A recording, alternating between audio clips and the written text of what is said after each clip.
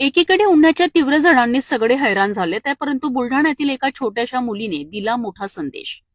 पक्ष्यांसाठी घरटी तयार करून तिने दाखवली आहे माणुसकी.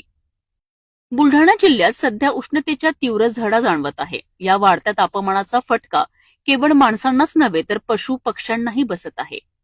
अशा परिस्थितीत मेहकर तालुक्यातील खंडाळा येथील इयत्ता 7वीत शिकणारी शीतल राऊत हिने एक स्तुत्य उपक्रम राबविला आहे.